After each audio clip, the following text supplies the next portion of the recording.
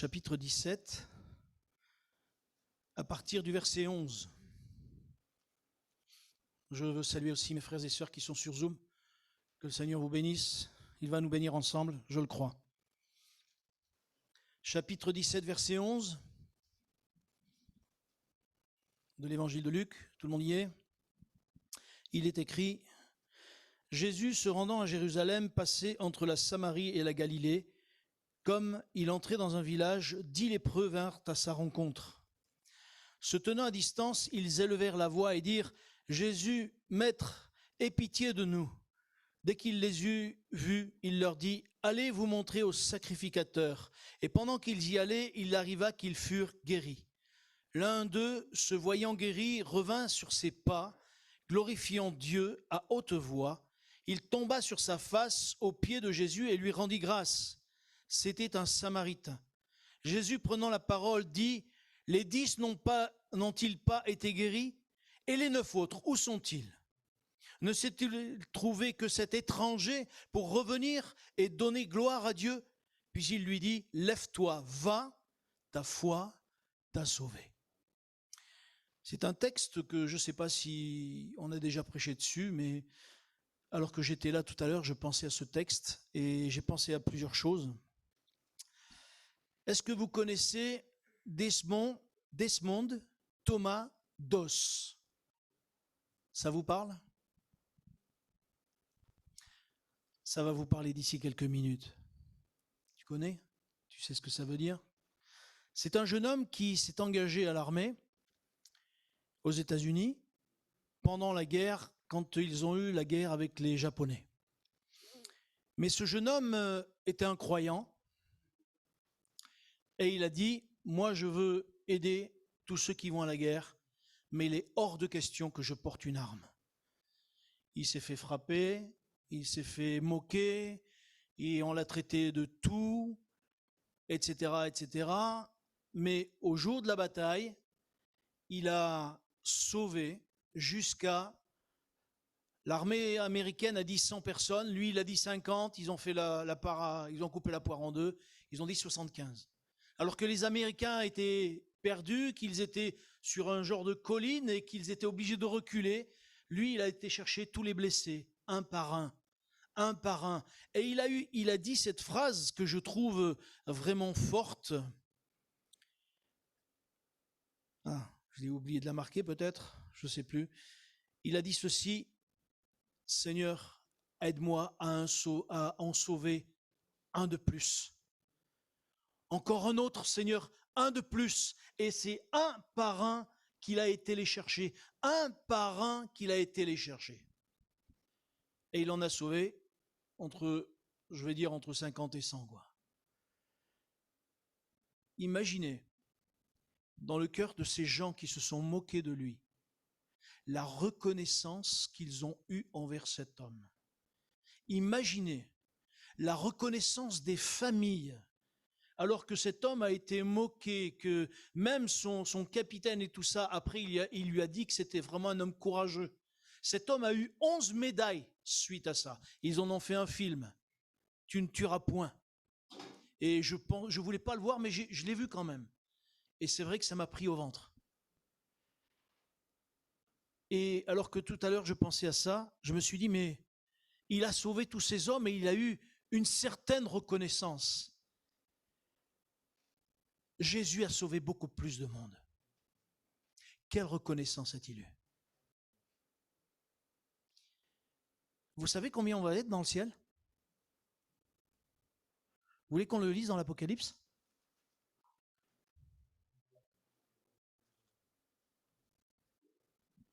Apocalypse, au chapitre 7. Alors tu dis des myriades? Ça fait combien des myriades? Ah, faut se renseigner, hein? Au chapitre 7 et au verset 9, s'il vous plaît.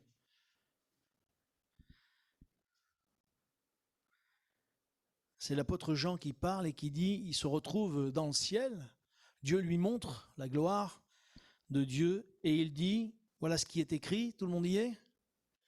Après cela, je regardais et voici, il y avait une grande foule que personne ne pouvait compter, de toute nation, de toute tribu, de tout peuple, de toute langue, et ils se tenaient devant le trône et devant l'agneau, revêtus de robes blanches et des palmes dans leurs mains. Et ils criaient d'une voix forte en disant, le salut est à notre Dieu qui est assis sur le trône et à l'agneau. Amen.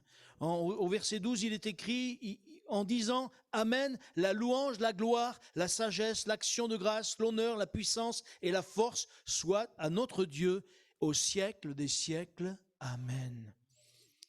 C'est même pas des myriades, parce que des myriades, ça veut dire quelque chose. Mais là, une foule que personne ne pouvait compter. Et Jésus a aucune reconnaissance sur cette terre. Aucune. Quand on voit tous les gens qui détournent le regard, quand on voit tous les gens qui justement s'éloignent en disant non mais c'est de la religion, ça veut rien dire, etc. Et moi, ça m'a interpellé parce que je me suis dit Seigneur, c'est vrai qu'on t'aime, nous, l'Église, on t'aime, mais est-ce que vraiment on te donne notre reconnaissance à la hauteur de qui tu es et de ce que tu as fait pour nous? Nous sommes toujours là en train de dire prier, de prier. Et ce soir, nous allons encore prier. Mais avant de prier, j'aimerais qu'on puisse réaliser la reconnaissance qu'on doit au Seigneur. C'est bien de prier, mais sachons aussi élever le Seigneur. Les hommes ont élevé cet homme-là, et c'est très bien ce qu'il a fait. Ils ont été reconnaissants envers lui, et ils ont dit sûrement merci de sous toutes sortes de manières. Est-ce que nous ne pourrions pas réaliser vraiment tout ce que le Seigneur a fait ? Est-ce que nous ne pourrions pas, avant même de lui exposer tous nos problèmes, toutes nos difficultés, que nous répétons tous les jours? Est-ce que nous ne pouvons pas avoir des moments de reconnaissance particulière pour lui? Un jour, un serviteur de Dieu, j'entendais qu'il disait « Dieu m'a tellement béni, Dieu m'a tellement donné, que je me suis dit, mais arrête de demander, arrête de demander. » Et il dit, pendant 3 mois, j'ai dit, je ne demande plus rien à Dieu. Il dit, j'ai honte même de demander quand je pense à tout ce que Dieu me donne, il me donne encore. Et il dit, alors que je remerciais le Seigneur pendant 3 mois, le Seigneur a continué à me donner. Parce que Dieu n'est pas un ingrat. Je crois qu'il faut que nous apprenions à savoir reconnaître ce que le Seigneur a fait. Et non pas pour dire le merci du bout des lèvres, mais en réalisant pleinement ce qu'il a fait. Et je crois que si nous réalisons pleinement ce qu'il a fait pour nous, alors dans nos bouches et dans nos cœurs, il y aura beaucoup plus qu'une simple petite louange, il y aura beaucoup plus qu'un simple merci, il y aura beaucoup plus de choses. Je crois qu'il faut qu'on apprenne. Vous voyez, je reviens sur ces 10 lépreux. Il n'y en a qu'un qui est revenu. Pourtant, les 10 ont été guéris. Et Jésus va rajouter ça. Enfin, il va rajouter 2 ou 3 choses, mais une des choses qui me titille un petit peu, il dit, mais il n'y a que cet étranger qui est revenu. Ça veut dire que tous les autres, c'était des Juifs. Tous les autres, c'était des Juifs, et aucun n'a su revenir glorifier Dieu. Je me dis, Seigneur, aide-nous à que nous, chrétiens, nous puissions être reconnaissants, que nous ne puissions pas être de ceux qui ne font que demander, demander, demander. Vous savez ce que disent les proverbes? Au début, je ne comprenais pas. Comment? Eh oui, c'est la sangsue qui dit donne, donne, donne, donne, donne, donne. On n'est pas des sangsues, si? Non, moi je ne veux pas être une sangsue. Je veux donner à mon Seigneur. Il me donne beaucoup plus que moi je ne peux lui donner. Mais moi je veux être reconnaissant. Avant même que je puisse exposer mes problèmes, mes difficultés, mes soucis, je veux vraiment le louer, je veux le bénir, je veux l'adorer, je veux le glorifier, je veux qu'il soit élevé. Et je voudrais que dans cette pièce, il soit élevé et que chaque fois que nous nous réunissions, que ce soit dans un culte, que ce soit dans un moment de prière, que son nom soit glorifié, que son nom soit élevé. Et moi, je vous garantis que si le nom de Jésus est élevé, oh là là, il va se passer des choses. Alors moi, je ne suis pas du style, vous savez, à vouloir créer une ambiance. Non, si Dieu il doit descendre, il descendra. Même dans le silence, Dieu peut bénir, et ça, je le crois fermement. Parce que lorsque Élie s'est retrouvé dans la grotte, hein, il y avait beaucoup de bruit, il y avait des vents, il y avait du feu, il y avait tout ce que vous voulez. Mais Élie, il n'a pas vu que c'était Dieu, il n'était pas là-dedans. Par contre, quand il a entendu un bruit léger, là, il a su que Dieu était là. Et là, Dieu lui a parlé. Et moi, je crois que si nous élevons le Seigneur Jésus, vraiment, alors le Seigneur se manifestera au milieu de nous. Parce que le désir de Dieu, c'est quoi, dites-moi? Depuis le début, c'est de nous bénir. Le désir de Dieu, depuis le début, c'est qu'il puisse avoir plus de place dans nos vies. Le désir de Dieu, c'est que réellement nous puissions lui dire, Seigneur, je te confie tout. Jésus va dire, non seulement c'est un étranger qui est venu, mais il va lui dire, ta foi t'a sauvé. Cet homme, non seulement il a reçu, mais malgré qu'il était un étranger, il n'a pas eu peur de revenir pour remercier. Et des fois, nous oublions de remercier pour ce que nous n'avons pas encore. Vous allez me dire, mais si on l'a pas, on ne va pas remercier? Jésus va dire, vous n'oubliez pas cette parole? Vas-y, dis-le. Eh oui. Croyez que vous l'avez reçu et vous le verrez s'accomplir. Oui, c'est ça. Si on croit qu'on l'a reçu, c'est le Seigneur qui va nous le donner. Parce qu'on va avancer avec foi vers lui. On va dire, oui Seigneur, je crois que tu me le donnes. Tu es un père. Jésus a dit, mais si vous les hommes, vous savez donner de bonnes choses à vos enfants, en combien plus forte raison, votre Père céleste saura vous donner exactement ce dont vous avez besoin.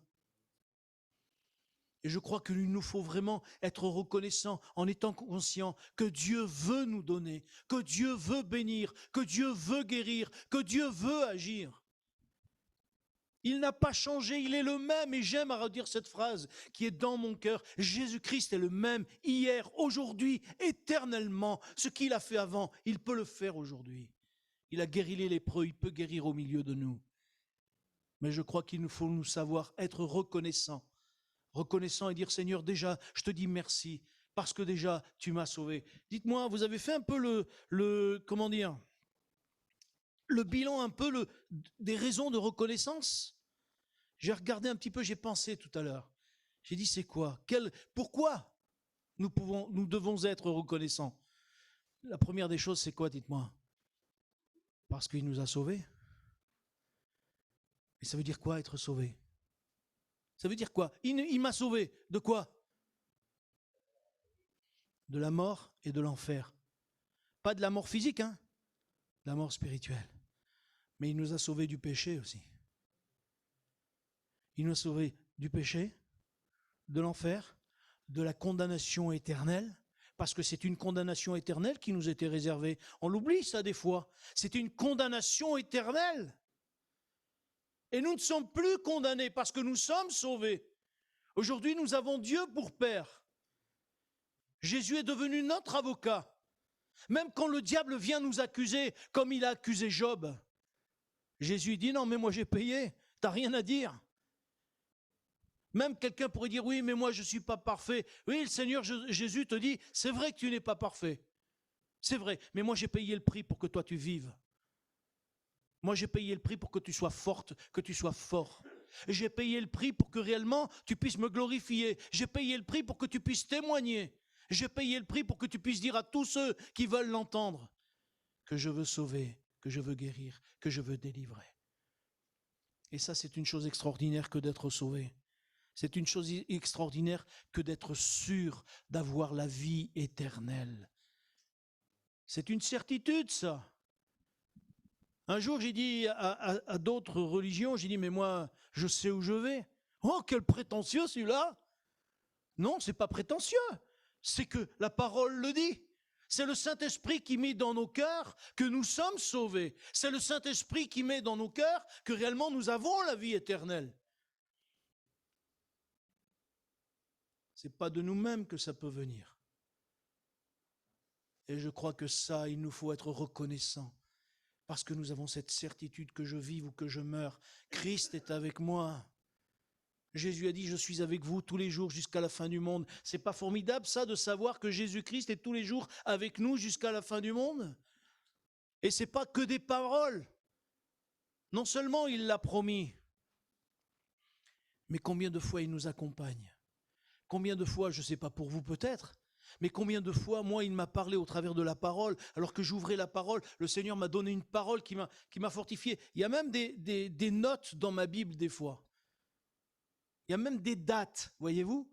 Des dates, où j'ai marqué des dates, parce que, Seigneur, il y a des dates qui sont vieilles, je peux vous dire. Hein.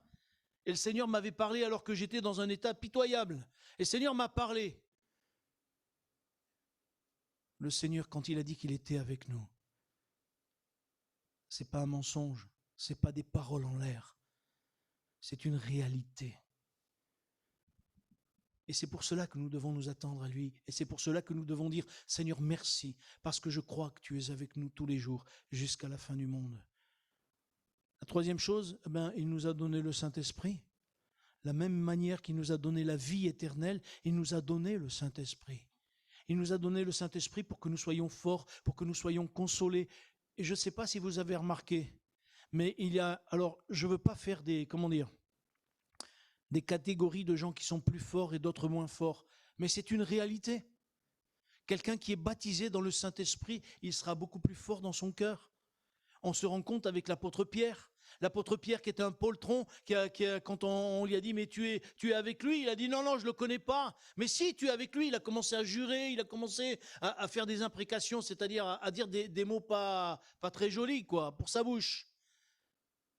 Mais lorsqu'il était baptisé du Saint-Esprit, il n'avait plus peur. Et il a prêché l'évangile, il a été en prison, il a subi des choses. Et il est mort comment? En martyr. Et comment il est mort? La tête à l'envers, crucifié à l'envers. Crucifié à l'envers, parce qu'il ne voulait pas être crucifié comme son Seigneur. Il a dit, je ne veux pas être crucifié comme mon Seigneur, je ne mérite pas, je ne suis pas digne. Et il a été crucifié à la tête à l'envers. Lui, Pierre, le poltron, parce que rempli du Saint-Esprit. Le Seigneur a pour nous des choses extraordinaires. Et moi, je crois que le Seigneur a des choses extraordinaires pour Givors et pour Vienne. Et parce qu'il a des choses extraordinaires, on ne peut pas déjà le remercier, on ne peut pas déjà être reconnaissant, parce qu'on sait qu'il est merveilleux, il est formidable, et les mots sont faibles quand je le dis. Des fois, vous savez, je me dis, comment Dieu doit nous regarder quand des fois, le mardi soir, comment dire, je veux blesser personne, mais quand on n'est pas reconnaissant, quand on ne s'exprime pas. Des fois, au culte, on est nombreux et il y a des vides. Il n'y a personne pour reconnaître Dieu, il n'y a personne pour le louer, il n'y a personne pour l'adorer. Alors qu'on l'a vu dans l'Apocalypse, tout le monde crie avec des palmes à la main, tout le monde crie « Gloire à Dieu, gloire à l'agneau de Dieu ». J'aimerais vous dire, n'oublions pas ce que le Seigneur Jésus a fait et soyons reconnaissants. La vie de cet homme, elle a été faite en film. La vie de Jésus aussi, elle a été en film. Mais ça n'a pas changé la vie des gens qui l'ont regardé. Ils ont dit, ah, quel beau film. Mais je crois qu'au travers de notre témoignage, Dieu peut se glorifier si nous savons être reconnaissants dans nos problèmes, dans nos difficultés, sachant être reconnaissants et déjà demander au Seigneur, remercions le Seigneur. Seigneur, merci. Non pas demandons, mais remercions Seigneur en disant, Seigneur, merci pour ce que tu vas me donner, pour cette vie nouvelle que tu vas me donner, pour cette femme que tu vas me donner, pour ce mari que tu vas me donner, pour cette vie en toi que tu vas me donner. Et ça, le Seigneur dirait, ta foi t'a sauvé.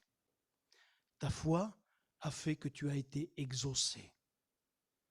Et je crois que si nous vivons notre foi comme ça, eh bien les choses seront différentes. Vous vous rendez compte? Lorsque je réfléchis un petit peu, les apôtres, lorsqu'ils ont été frappés, après avoir été frappés, qu'est-ce qu'ils faisaient? Seigneur, tu vois, on nous a frappés, Seigneur, c'est ce qu'ils faisaient? Ils se réjouissaient d'avoir été frappés pour le nom du Seigneur. Waouh!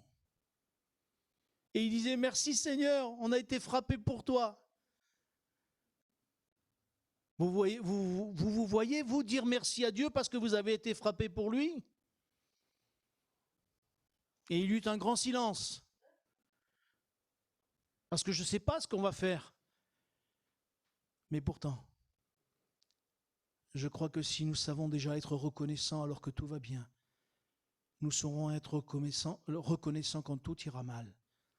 Parce que lorsque nous faisons le bilan des choses, eh bien, on se rend compte que Dieu répond à la prière. Est-ce que Dieu répond à la prière? Moi, je le crois. Il a déjà répondu à mes prières. Il a déjà agi certaines fois alors que, vous savez, je pense que ça vous est arrivé comme à moi. C'est-à-dire que des fois, on n'a pas eu le temps d'exprimer une prière, on a juste exprimé quelque chose à l'intérieur, sans exprimer une prière, vous savez. Et Dieu a exaucé dans les jours qui ont suivi. Pourquoi? Parce qu'il est Dieu. Dieu répond à la prière. Dieu veut agir. Et mon message de ce soir, c'est soyons reconnaissants. Non pas avec un petit merci, mais du fond du cœur, sachant être reconnaissant de ce que le Seigneur a fait déjà dans nos vies. Et je souhaite que ce soir, chacun d'entre nous, nous puissions réaliser ce que Jésus a accompli. La place qui est la nôtre. Nous sommes fils et filles de Dieu. Et parce que nous sommes filles et fils de Dieu, nous avons un libre accès auprès du Père. Est-ce que nous le réalisons ce soir? C'est un privilège extraordinaire. C'est de quoi faire des bons extraordinaires. C'est de quoi se réjouir lorsque je pense que les gens qui ont vu Jésus rentrer à Jérusalem, ils n'ont pas été par 4 chemins, ils ont crié « Hosanna, Hosanna » au point que ça a même gêné les pharisiens. Est-ce que nous serions capables de dire « Seigneur, gloire à ton nom de tout notre cœur, de toute notre force ». Oh non, je suis timide, je ne peux pas remercier le Seigneur, je suis trop timide. Ah non, je ne sais pas parler, donc est-ce que pour remercier quelqu'un, il faut savoir parler? On dit à nos enfants, il faut que tu dises merci. Tu n'as pas dit merci, je ne te donne pas le bout de pain. Je ne te donne pas le bout de chocolat. Heureusement que Dieu ne fait pas avec nous, hein, pareil. Parce que sinon, on ne serait pas beaucoup exaucés, je vais vous le dire. Hein. Ma sœur, mon frère, que ce soir nous puissions dire, Seigneur, aide-moi à être reconnaissant. Que nous ne puissions pas être comme ces 10 lépreux, ou ces 9 qui ne sont pas revenus. Que nous puissions être comme cet homme qui est revenu, comme cet homme qui a dit, Seigneur, oui, merci pour ta bonté, merci pour ta fidélité, merci parce que tu m'as guéri, merci parce que tu m'as délivré, et je veux croire encore que tu es celui qui va agir ce soir. Est-ce que vous le croyez? Il y en a 2 qui le croient, c'est déjà pas mal, c'est déjà mieux que personne. Ou bien vous dormez déjà. Il y en a qui rigolent. Sur Zoom, j'espère que vous ne dormez pas. Hein. Ah mais je ne les vois pas réagir. Ben, j'espère que non. J'espère que non. Que ce soir, mes frères et sœurs, nous puissions tous ensemble vraiment élever le nom du Seigneur. Seigneur, c'est de tout mon cœur, je veux te bénir, je veux t'adorer. Je veux être reconnaissant de ce que tu as fait de moi, ton enfant. Je ne suis pas digne de toi, Seigneur. Je ne suis pas digne et ça, je le sais. Je connais mon indignité. Je connais mes manquements. Je connais ma nature. Et pourtant, tu me fais grâce. Et pourtant, tu bénis ma vie.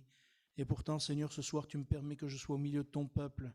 Et je suis là dans ta présence. Le Saint-Esprit est là aussi. Et Seigneur, je veux te louer parce que tu as permis que nous soyons ensemble et mon cœur est dans la joie. Je boue, Seigneur, de pouvoir te louer. Je boue de pouvoir t'adorer parce que tu es si grand, tu es si merveilleux. Seigneur, j'aimerais déjà être dans le ciel avec toi pour proclamer ta bonté au milieu des anges, au milieu de tous les rachetés, au milieu de tous ceux qui ont lavé leur robe blanche dans le sang de l'agneau. Seigneur, alors loué sois-tu ce soir encore. Je crois que tu veux bénir, je crois que tu veux descendre, je crois que tu veux agir. Tu bénis ceux qui sont sur Zoom, tu connais leurs besoins, tu bénis ceux qui sont ici et tu renouvelles les forces de chacun en particulier. Seigneur, merci, parce que je crois qu'avec toi, nous ferons des exploits. Je crois qu'avec toi, Seigneur, tu vas agir et te manifester. Alors loué soit ton saint nom pour ta bonté et ta fidélité.